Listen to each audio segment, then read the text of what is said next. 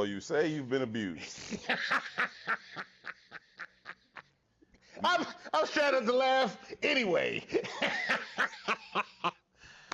Oh, when the R wash happens. Men. Have you been to the R wash? Specifically men. So you say you've been sexually abused. Only YG has been sexually abused. You are not YG. You have not been sexually abused. Wait, you can't put that just on YG. There's other people who had to give the R wash, I'm sure of it. Okay. P was not sexually abused. So P talks about having been sexually abused as a YN. Right, as a YN. But as a YG. He said, well, yeah, that's the ups from YGs and YNs, right? P, would you like to share your story about being sexually abused as a YN? So that we can deny it? Okay, hello, I'm here. P on the couch. I don't like this. I don't really like talking about this because I think this really draws into my exploitation of sex, maybe. That's real. Dude, stop it right now. But it made him a freak. As a child, definitely before the age of 10, before the age of, I had a babysitter, and every time she would come over, she was if I was 7 or 8, she might have been 14, 15, teenage, But every day she came to babysit, she took her bra off and made me play with her titties. Poor you. Did she have nice ones? They were the first ones. Of course they were nice. Every time you see titties, they nice titties. She made me play with her boobs. She made me touch her tits. That's crazy. The crazy part is that you guys are laughing at my abuse because that might have made me a sexual deviant. You're a sexual deviant because she made you fondle her. But think of what it could have been though, right? The other day YG released the record. Don't put the camera directly on me. We want to share this space. Keep it a two-shot. Keep it a two-shot. No, but the other day, YG made news because he released the record. Right, he released the record. He was sexually abused, and I'm not laughing at YG's because P wasn't sexually abused. No, P was not. P was rewarded as being a good child. P had tit toys. Yeah, right. YG, sexually abused. Yeah. He had to give some woman direct the wash. That's bad.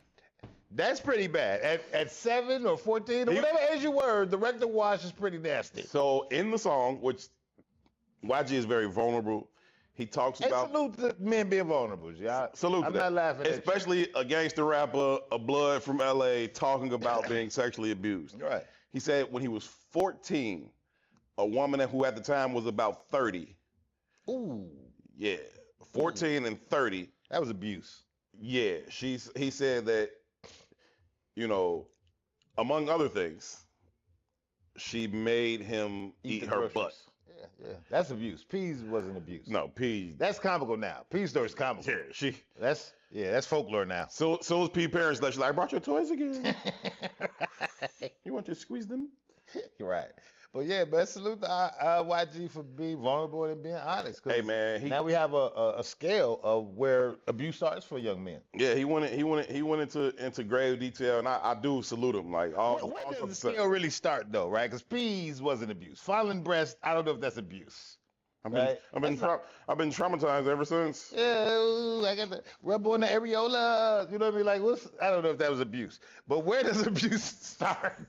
If you're a young boy and the babysitter's 15, if you 7, the babysitter's 15, what does she have to do for we to start qualifying it as abuse?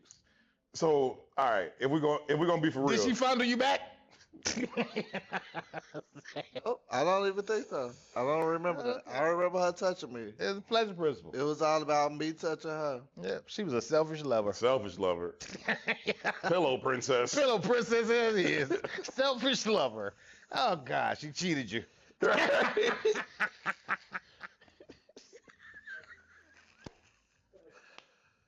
Oh God. But YG? Okay. YG.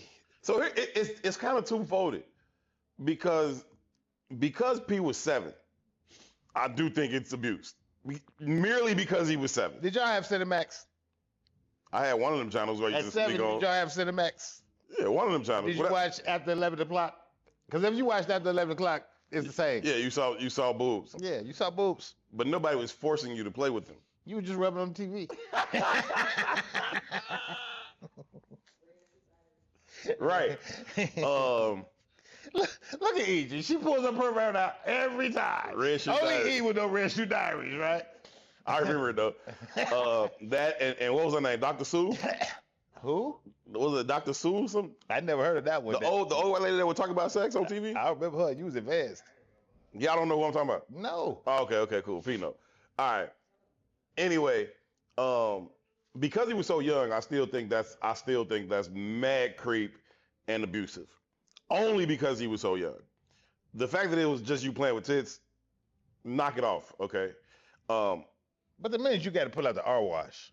But then you flip to YG. Yeah, you know the R wash. That's the You fucking on him, whatever, and then you convince this 14-year-old boy to eat your ass. That's insane. When you 30, that's a lot. But Of, he that's, 14 though. Buddy was 14. That's what I'm about to say. Buddy was 14. When did you start having sex? You start making decisions though. When did you start having sex? Around 14. P? About 14? Me too. Right around 14. I But think. we all was abused at some level though. If P gets abuse story, I got an abuse story. I'm just saying. Oh sure, I have stories of sexual encounters with grown women when I was not grown. Yeah, you still getting abused. You like getting abused. That's your story to life. It's not abuse if I volunteer, sir. No. Oh God. No, but so like on the one hand, because YG stuff was so wild, I feel bad for him and I feel like it's abuse. On the other hand, like he was 14, dog, and because of my own story, like I was in like 7th grade when I started having sex. It was like by 14, I was like 2 years in, and it's like I can decide what's happening here. And if a 30-year-old wanted to bone, I would have been down. Well, I don't know, right? 'Cause But eating the groceries is just wild. that's that mental health conversation. That's that. And it's about when you develop. that nobody takes accountability conversation, right? Yeah. Eve blamed the story of eating the apple on Adam today, right? Nobody takes accountability. It just is what it is, right? So whether you 14 or 52, if you can be coerced, you can be coerced.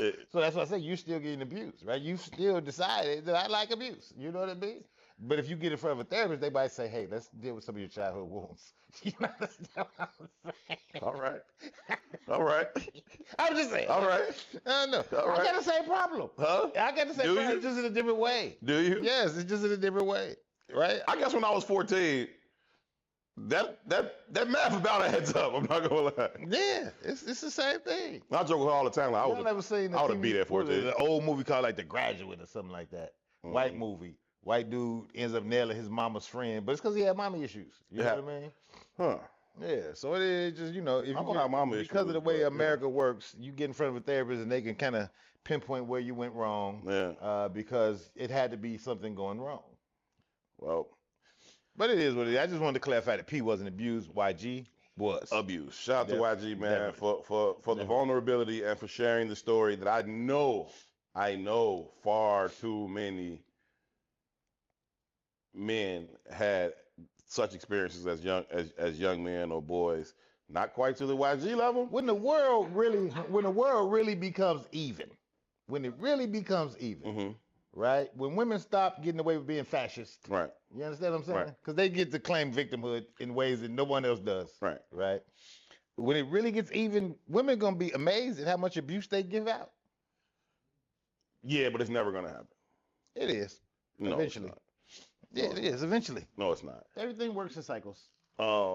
Either way, and I don't want to get into the comparison thing because we certainly know that young girls get abused. No, I'm not saying that's not my argument. Astronomical rates, that's ridiculous. I'm not comparing and contrasting. Okay. What I'm saying is that there is this kind of branding that's associated with the genders. It just is. Oh yeah, for sure. Right?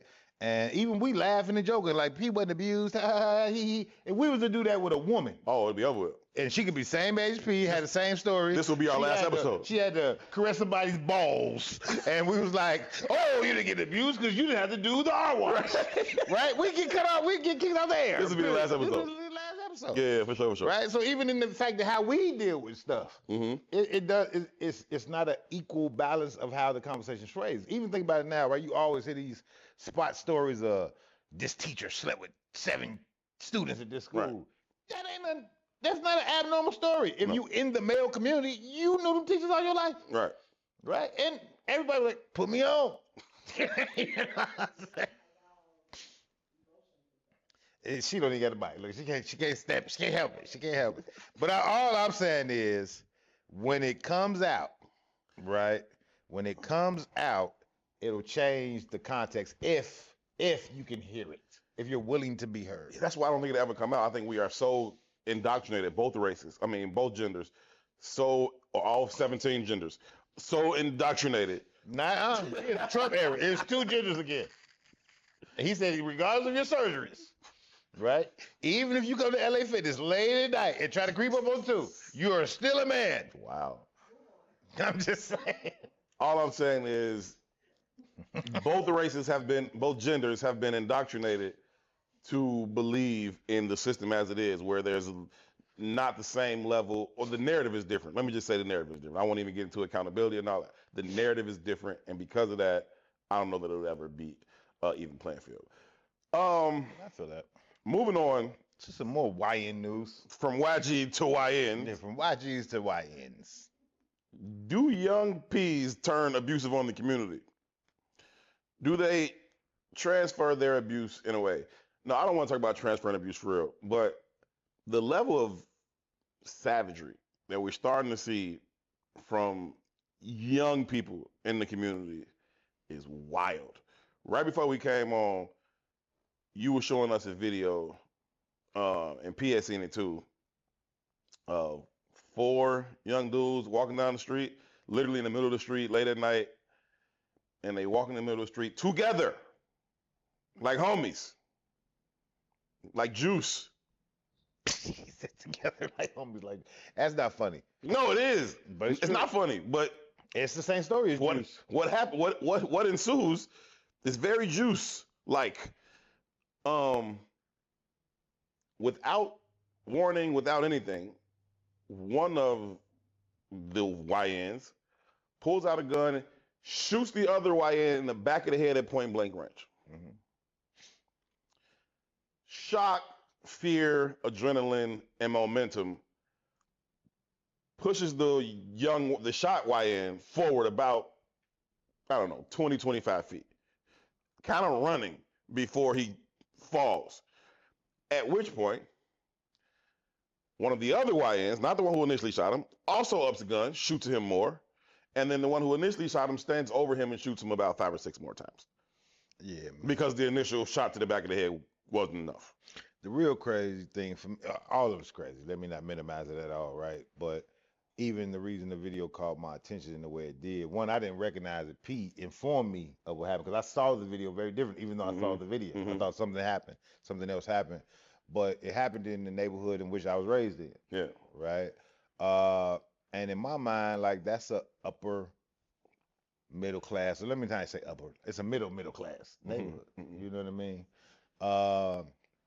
And not to say savagery hasn't existed all over there forever. It has, right? But I think we're in a interesting era of time, and it ain't even about the moment in time, and it kind of links back to what we do here, right? So this was all caught on somebody's Ring camera. On a Ring camera, right? But the concept of our podcast in general is like cognitive behavioral therapy through the airways, right? It's like, how do you change the minds in order to change the behaviors? And even when you do the intro, it says, I can't do the intro the way you do it, but it's wrapped into. I didn't do the intro today because you say you hate it. Yeah, I do hate it, but I think it's too much. I think it's too intentional, right? And I think when you're too intentional, you got to hide the medicine in the candy. You know what I mean? Because we've been so dumbed down, right? But I think the concept of the pod in general is to kind of spread a different idea to change a behavior, right? So when I see those behaviors, I'm saying, one, are we being effective? And I know that's not our goal to reach every corner of the planet, right? But as a community, are we being effective? Because we couldn't create these kind of behaviors, right? So when I saw the video, like I said, P had to explain it to me. I didn't even recognize that anyone had actually gotten shot, because I thought the lead guy, if we explained the video to people, it was like 4 people. Right. One of them, at least in how I viewed the video, One breaks out from the crowd and starts running. He gets maybe, I don't know, 50 feet away, and he turns back and he's firing at the three, and the three are also firing back at him. But that's actually not what happened in the video. What actually happened in the video, they were walking, and y'all slowed it down and showed it to me. One guy was behind the actual victim. He shoots him in the back of his head. He runs because of the momentum of fear or whatever, but he eventually falls over. And the one who actually broke off from the crowd and ran in front was also shooting at the guy. Yeah. So they're shooting at the guy from both angles. And I didn't recognize that in the video. Yeah. And just in general, thinking about that savage nature of self-hate, right? So we come on here, we talk about having pride in our community. We come on here and talk about having pride in our race and why that should exist. We're an amazing people. Right. You know what I mean? But the cognitive behavioral therapy or the cognitive behavioral change that we're trying to impute is also the cognitive behavioral imputing that white supremacy has given us with self-hate. Sure. And that's how strong it is, right? Sure. It's that strong where we have no regard for ourselves. Because I don't even want to say Black life, I say for ourselves. There's a clip from Nip, and I love the clip from Nip. He was like, man, when we go slide on somebody, he's like, man, you hoodied up, you masked up, you get in the car and you ride. And he's like, you might see somebody that might be a white guy, you ain't aiming out the window. As soon as I see somebody look like me. As soon as I see somebody look like me, it's on and popping. So essentially, I'm going out here to kill me. And that's it's a reflection of self-hate. You know what I mean? Those guys were walking together. Obviously, they have some kind of communal connection. They're the same. They're the same. Right? They're the same. And I can't wait to kill you because I can't wait to kill me. I think that's very real. And to see these behaviors now, right? With all the cameras and cell phones and everything else, right? It's damn near impossible to go anywhere without being on a camera. And just by result of that, you see so many things now. And not to say that these behaviors maybe didn't exist before, but I feel like they're existing at a much younger age in terms of the scale at which it's happening, right? So sure, you used to have stories about the yummies or like you had certain stories about young savages growing up, but they were like tales of legend. You know what I mean? Now it's like, yeah. Yummy from my area too. Yeah. Right? So if you know the history of the Hunnits, and I count 95th as the Hunnits because it's like the, interest though. The start of the Hunnits. Yeah. Most of the murders in the city come from the Hunnits. Always have come from the Hunnits. If you engage in the street life like that, like there's certain East Side was robbers. It just was what it was. Like the only time I've ever been robbed in my life was over by your house. That's the only time. You know what I mean? The buildings got money. West Side buildings was hustlers. Yeah, you could attribute behavior sets to certain areas in the city. Sure. You know what I mean? But I think why we seeing it the way we seeing it though, bro, and I think all history and all life is kind of cyclical, right? And again, we're in America. America traditionally has been a very wealthy country. We think about Haiti or Africa or Israel or Palestine, right? They're bombing Palestine right now and kids are dying by the thousands. Facts. Right? That also means the kids are picking up arms by the thousands. You understand what I'm saying? So there's books about African child soldiers. You know what I mean? They come in and they demolish whole villages. They don't care who's there. I'm killing everything. And if you think about it, the consciousness of a child isn't developed. Right. So there's no real regard for life. No. You know what I mean? No. It's easier for me to probably take a life as a young kid than it is for me to take a life as somebody who's found value in living. Right. Right. You know what I mean? It's just taught and learned behavior without any kind of thought to it. You know what I mean? I think when you are manipulated that way, you don't really have much of a regard for how to go against it. You don't even really think about going against it. P didn't think about not touching those boobs. It was just the thing to do because that's what was happening, right? He would have drew the line at the art wash. I don't know. P might have went face first. I don't know. Face first. He might have went at 7. You'd have went face first? But at 14, You ain't doing no art washing? Nah, at 14 you should know. Like, hey, I don't have. Hey. But perspective is everything, right? But a 14-year-old Chicago kid might not be a 14-year-old LA kid. Exactly. You know what I'm saying? Like the advancement levels. Exactly. You know what I mean? It depends on your own experience.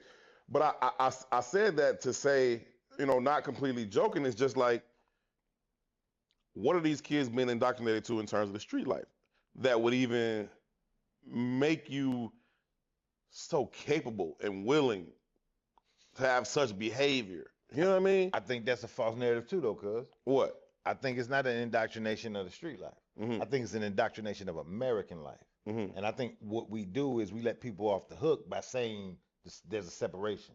There's no separation. I agree with that. Right? There's no separation, right? Obama bombed, evacuated more immigrants than even Trump. But there's a separation because of how we view the image. You know what I mean? There is no separation. This is a very savage country. We've ruled by the gun. By force, right? Right? The greatest sin or the original sin of America was we kidnap people, we rape people, we rob people. You know what I mean? We kill people. We kill people. That's what this is. And then we take the lowest spectrum of society and blame them for the ills of the community. No. This is what we're rooted in, right? And us being the dominant force in the world, not us, but white us, being the dominant force in the world has made this a world culture. And everybody does it for the good of capital. So both conversations, right? Rape and murder is, to America, is apple pie and baseball. That's what it is. It's what we do. It's what we do. You don't get me without rape, bro. Right. Because I know my ancestors wasn't choosing white. Right. You don't get me with that. You know what I mean? Nah, for real. So it's a product of rape, and I'm sure it's a product of murder. Because I also had somebody, a great man somewhere was like, nah, I ain't going. Yeah. And they killed him. Exactly. I was looking at a list of all, I think you might have posted it in the chat. It was just a list of all the things that black people have been lynched for. And the list was outrageous. Unbelievable. Outrageous. Unbelievable. Outrageous. Black man lynched because he didn't call a white man sir. Black man lynched because a white lady said he looked at her. Black man lynched because you didn't let the dog bite you. Yeah. These are real cases with names and dates. Yeah. Stepped off the curb earlier than the way he was supposed to step off the curb at. Lynched. Like this is the American experience. And you're right. You can't reduce it to its lowest common denominator and say, well, this is the problem. No. This is America. And to hold a mirror up to itself is the reason why they want to erase all of the history. Right? Because then you can't make that direct lineage and say, well, duh. I was having a conversation with a woman recently, and she said I looked like her cousin or brother or something like that, right? I said, well, it's very possible. Like, you know, past 4 or 5 generations, who the fuck knows, right? Like, I'm like, what's your last name? She said whatever. She said Williams, Jackson, whatever. I said, okay, that's because you come from that plantation. My name is Howard for the same reason. But that's not to say that my great whatever wasn't initially on the Williams plantation until Master said sold. Now he's on the Howard plantation. That don't make me no more fucking Howard or Williams. It just is what it is. Now we build our own history and we, you know, have a certain level of pride for our name and our history from what we did thereafter. But we talking science, like who the fuck knows? You know what? Who the fuck knows we're related to? So why you sitting there flirting with me like, oh, you cute, but you gotta look like my brother. And I might fucking be your brother. Yeah, and even that's a minimization, right? You said I could have been a Howard or a Jackson because they sold. Right. It's greater than that. Okay. Right? There were actual breeding farms. Right. You understand? You didn't have to get sold. It was one man that was going to father 180 children. You don't know where them children went. 100%. Right? And all of them have the same father. Yeah, that's what I'm saying. So they didn't even start at the same place. However, however the baby was conceived, right? Through rape, through breeding, through love. Motherfuckers go where the fuck they get sent. You a product. And then who the fuck knows? Gee. Slavery existed for 200 years after the slave trade stopped. Come on. So they were breeding them for 200 years. Come on. It's very difficult to not get us into we are cousins in some capacity. We are. We are. You know what I'm saying? We have the math of it all. And there's no way to identify it. Yeah. There's no way to go back and be like, oh, well, it's the fucking greatest atrocity ever committed in fucking the history of mankind. But one of the things I don't want to just glance over. You said that's why they're trying to get rid of the history, right? So they don't have to look in the mirror. It's interesting, like when you think about where white supremacy has landed anywhere on the planet, white people do it to take over resource, right? So they'll own everything that we deem as wealth. But the only resource they do not have in abundance is truth.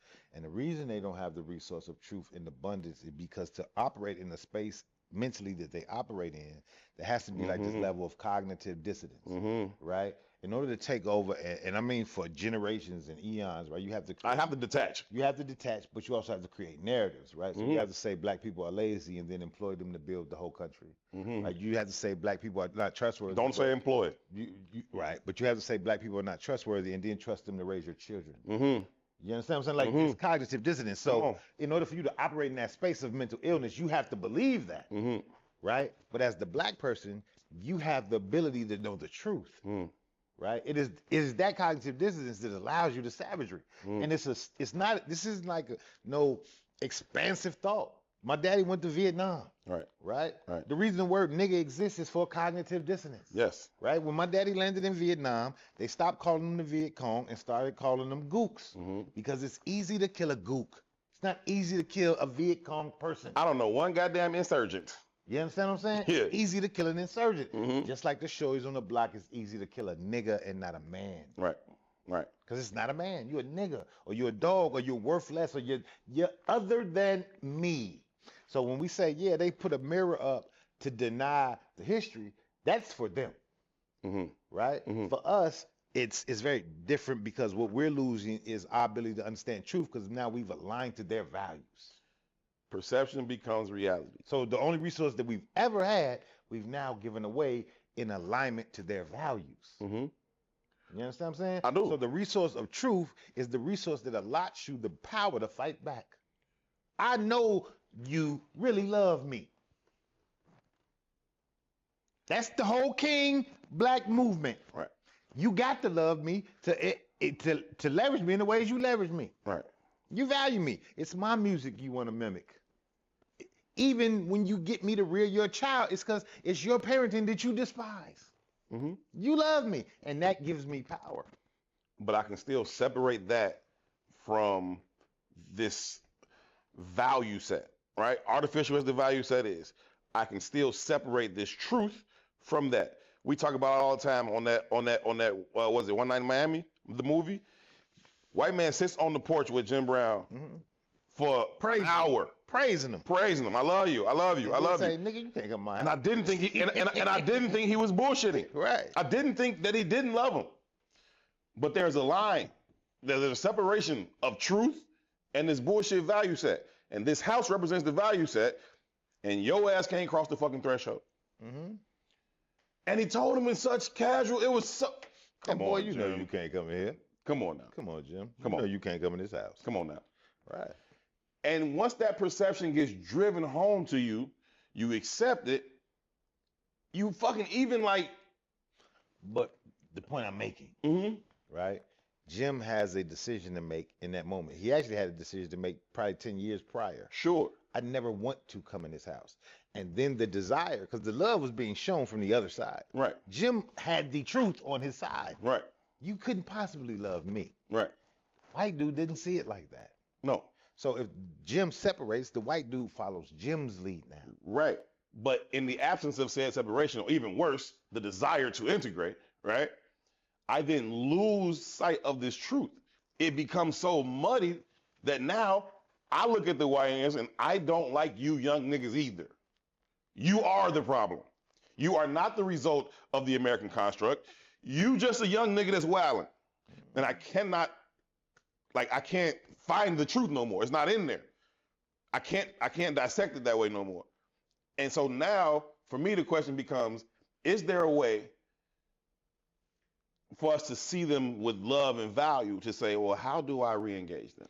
Yeah, but I think we got to have a full brevity of what love means, right? And sometimes you got to destroy to rebuild, and that's part of love too.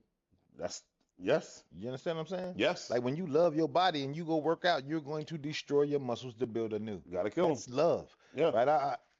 I saw something the other day and I agree with it, right? A workout journey is not necessarily an exercise journey. It's really a spiritual journey. I agree with that. You know what I'm saying? Of finding self-love. Right? And that shit is painful and it's hard and it's all those things. It's the same thing with the relationship with the shorties. Right?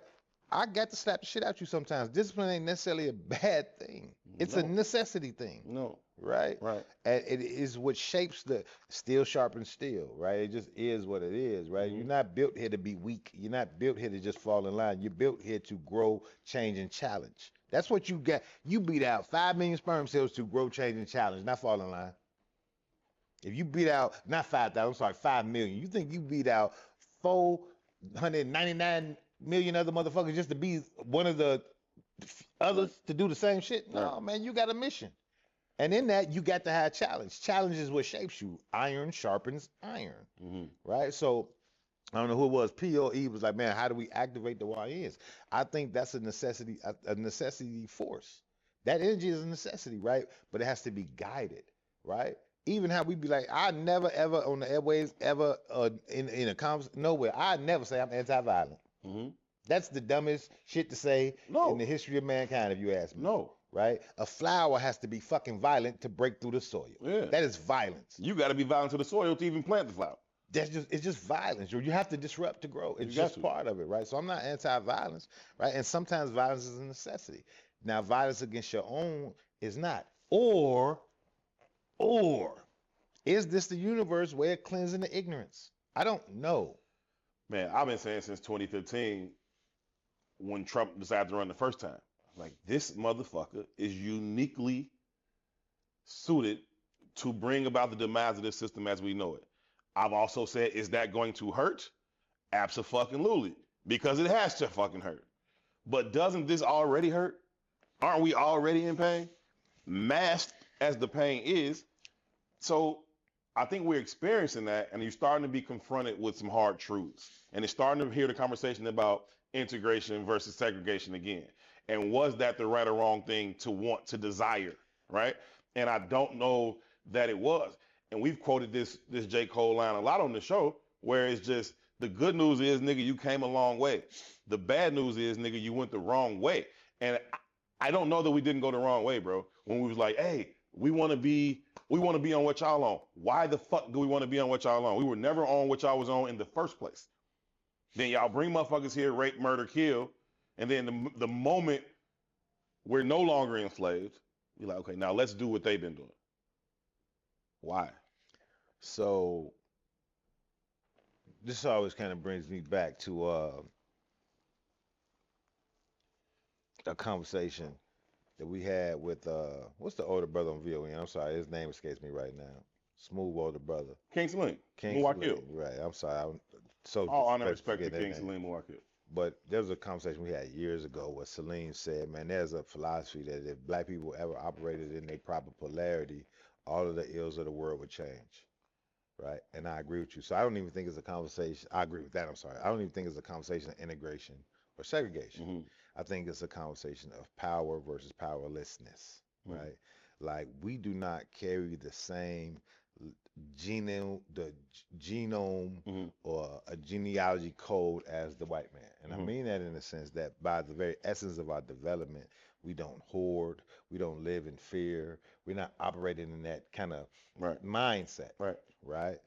We are a people that permeate in love. Right?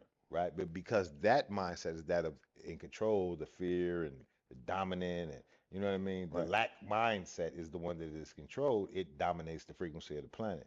Well, when the frequency of love dominates, all of this shit changes. Right? So even the conversation, I think the problem with how we look at these things is we think there's like this kind of immediate impact, right? Or that the change should be immediate, right? Every generation just push the ball a little bit, right? If this is a 1,000-mile journey, every generation might get a mile out of the journey of progression, right? So what we're in is in a very, even when we think about Trump today, like, it's not a Trump conversation for me, right? And it's never He's just the agent.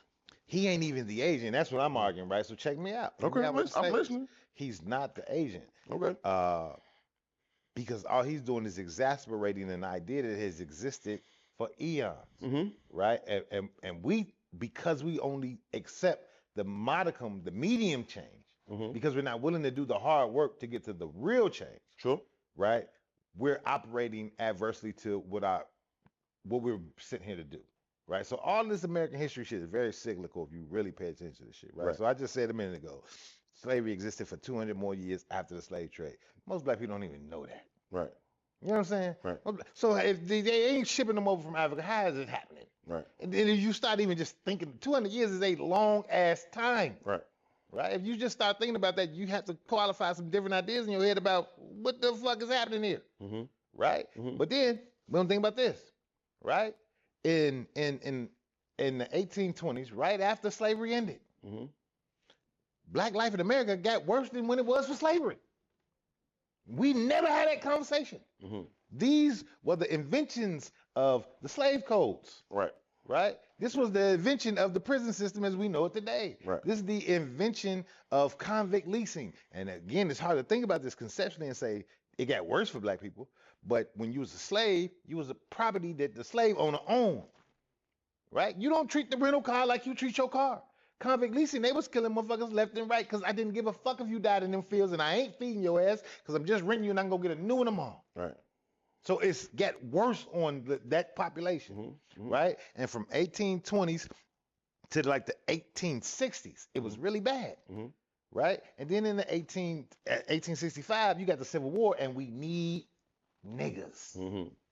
Now you have a different value, but all the time, and I'm not gonna say this, we just didn't win, right? Niggas was revolting in small pockets, but they controlled the dominant narrative. Right. So today we think niggas was just standing there taking that shit, right?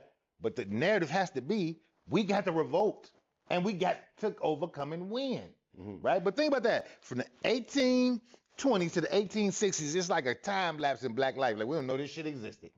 And it's probably some of the worst living black people had to deal with in this country, right? But then think about this. From the Civil War on, shit got worse again. Now you got the Jim Crow laws. Now we get those why niggas was lynched stories. That's what they come from, that pocket of time. Right? And that shit lasted until 1965. You understand what I'm saying? So we go through these pockets, and then you get the King and the Civil Rights Movement, and you get our generation. We come up out of that, right? But now the messaging is more aggressive, right? Now everybody has, the slaves learn from the other slaves, right? The 1860s, the neighborhoods learned from the neighborhoods. There was a cultural level of identity built around just the people you're around. Sure. Right? There wasn't no television. There was no, radio and television was advents in process. Right? Now we got internet and phone, but we don't let go of. So now you don't even know your neighbor. And the only message you get is coming from the dominant society. But now we're going into one of these cyclical moves again. Where it becomes necessary. Where it becomes necessary, right? Because all those moves is like 40-year spans. 20, 60. They like 40-year spans. And we're in the 2020s now. We're about to go into another 40-year span. And we just at the cusp of it. We entering it, right? We probably been entering it for 10 years slowly. But that means we got 30 more years where it's finna get more and more difficult. And if we look at the difficulty levels of convict leasing, if we look at the difficulty levels of Jim Crow and lynching, what the fuck does the difficulty levels look like of the 2020s? To me, that creates an immense responsibility for this generation. When I say this generation, I don't specifically mean ex-millennial. I mean the people who are alive and adults now, right? And will be for those next 30 years. Immense responsibility to create what then the next 40 years will be like. Because by the time this 40 is over, shit, I'll be 70 something, right? If we be. Right. At all, right? If, right? So that run won't necessarily be for me to see that benefit. It won't be. But if we do it right, this idea of things continuing to get worse can stop. Right? There's an opportunity here to reset the entirety of the fucking system. And that shit sucks and it hurts and it's not comfortable. But it don't make it no less true. It's still valuable, right? I say, and that's why I think that Trump is the fucking agent to remove the blanket. Like you can put all the shit under the bed if you want to, right? But that don't mean it ain't fucking there. Sure. And all this nigga is doing is saying, hey, look, this shit is here. And everybody's pissed. Cool, because that's uncomfortable. Cool, and you don't like that. And you don't like people calling you out your name. And you don't like people, removing these safety nets from you. Cool, got it, understood. But what the fuck made you so comfortable with this shit in the first place? Because it's been under the bed the whole fucking time. This is America. Yeah, but it's like you said, it's comfortable oppression. I still got a bathroom in my house, But they shitting on you. but I got a bathroom in my house, right? So I'm just making you comfortable to shit on you. But I still got comfort in my shit on. Right. But I'm saying Understand what I'm saying? it's like people who like to go to jail. And I'm dead ass. Some motherfuckers that enjoy this shit because it's a little bit more comfortable than whatever the fuck I gotta do in the real world. I gotta go make shit happen in the real world. These motherfuckers gonna give me 3 meals in a bed and some fucking health care and a doctor and whatever the fuck. But there's a multitude of ways we could look at this, right? I said I was listening to that poem before I came in here, like you can't live a double life, right? Right. You have to be focused in on what it is you want. And I still think because we've been reared in this system, we like to play this kind of social justice construct. We like to play this, spiritual movement construct shit. But then we like to play capitalism too. What the universe is saying, no, nigga. Can't serve two You gods. can't serve two masters. gods. Yeah. Decide who the fuck you gonna be. And when I say, the question was, how do we activate the YNs, right? Right. So you got technology that's changed, Right. right? Right. And be clear, like the soulless nature of those young boys on the streets has a value, Mm-hmm. right? And you keep referring to it as better. I don't know if the conversation is better. It's just different. Because right, I think that the YNs become soldiers in a war, but then there's another war that's going to take place later. And it's going to be a spiritual war. And you got to weed out that behavior. Mm-hmm. You know what I mean? And I'm not saying this is the successful moment. I don't know if these 40 years is going to be it. These 40 years might be hell on earth. I agree with that part. But I'm saying if we go through hell properly, we can come out on the other side like motherfucking Andy Dufresne. No, that's my argument. I'm saying I don't know if that's true. I get what you're saying. I think that might be I don't know if it's true either. goal, right? I'm saying even this is just different because this is the war. How do we activate? This is how we activate. One, you got to understand who your enemy is, right? And your enemy might be the dude who was walking with you in that crowd too. Because it ain't a black-white thing. It's are you of the spirit and nature of the universe or are you adverse to it? Mm-hmm. And if you are adverse to it, then so forth and so be, you go back to the earth. You can't stand here because you're going to destroy the earth. And we all need to survive. But then that next generation, or the next 40 years, have to have the gumption and courage to say, although I needed you to gain back control or to gain some level of different control, Right. now I need you gone. Right. And how does that look? And can I get you going without a violent nature, but a peaceful one? That becomes the conversation. I don't know. I just think it needs to be coordinated, right? We was talking about the nature process earlier and how all these animals do all the shit they do, and a lot of it is violent and whatever. But it's coordinated in such a way that allows for the process to continue, right? A beautiful, healthy process. Do people gotta die in that shit? Yeah, of course. Beauty in the struggle. It just is what it is, right? Right? It might not be healthy, but it's beauty in the struggle, right? King died violently, but there's beauty in the life that he lived. Malcolm died violently, but there was beauty in the life that he lived. And Absolutely. even the violent death bred more beauty. Absolutely. Because it's people that admire the shit out of those guys because of how they lived. And there's just a necessity. Like there's just a necessity. You have to go. And it just is what it is. That's what I'm talking about them damn wildebeest pull up to that river by the millions. And we have to go over there. Ain't no ifs, ands, ain't no way around it. Ain't no turn and go back. We have to go over there. And we know for damn sure there are hundreds of fucking crocodiles in that river. The essence of what it is, bro. Everybody ain't gonna make it across. I saw some shit the other day that you would have loved. It fucked me up. But the struggle is fucking beautiful. You'd have loved this shit. It was nasty, disgusting, and violent. You'd have loved this shit though. It was some Animal Channel shit that you. Oh yeah, I'll be loving that shit. I saw a brown bear Ooh, get into it with 2 pit bulls.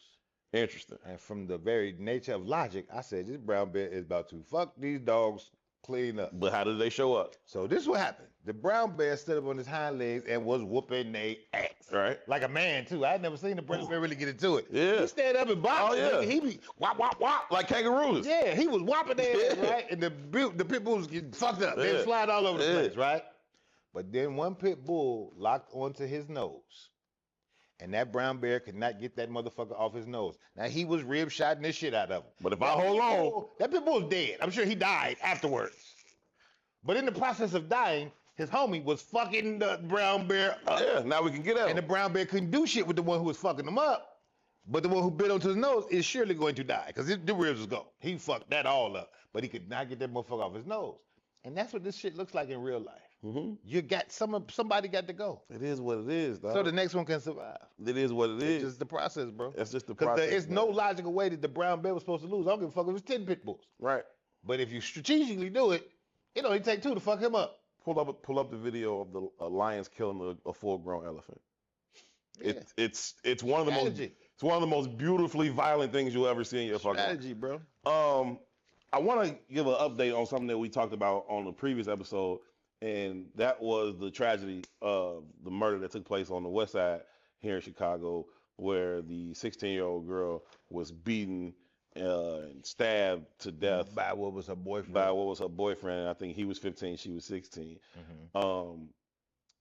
When we initially brought it up, you were talking about the family taking up a grievance with the police department for not responding. I don't know.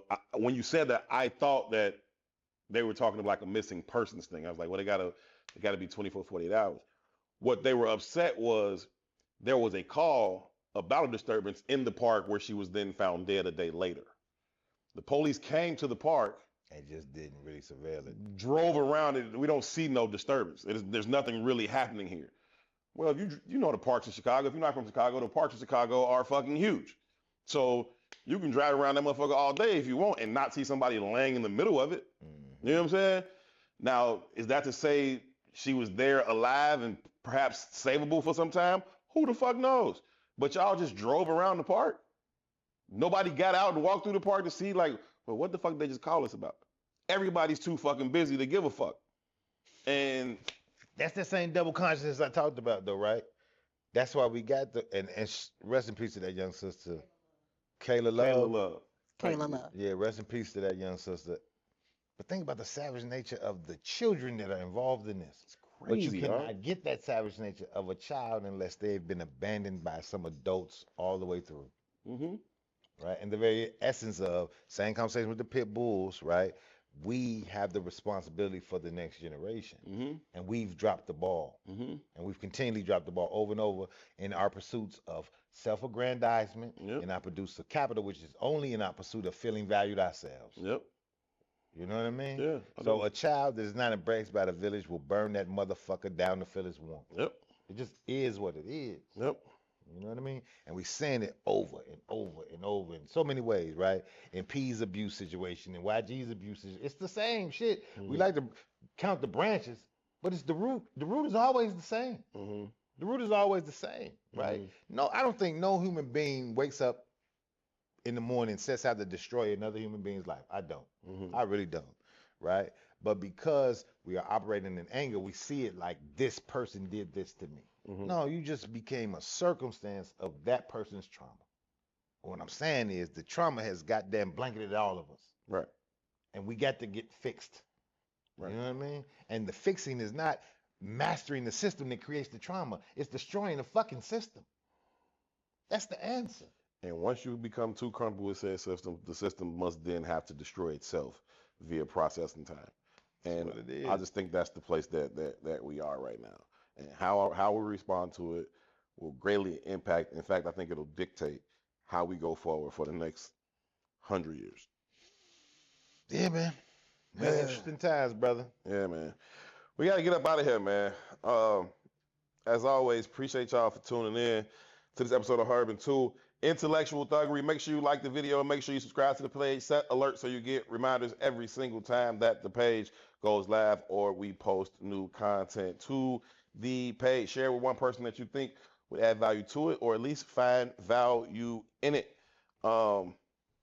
Peace playtime. Is that what we should call it going forward? I don't know what we gonna call it, but to the dude who says you can't listen to a nigga wearing pastels, you better learn because I'm smart, fucker. Learn it. No. Learn it. And I'm gonna keep wearing pastels. I'm an artist, nigga. Learn it, you insecure YN. And I look good in pastels, bitch. For P, for E, that's 2. I'm Herb. Y'all be good to each other. Peace. Assalamu alaikum.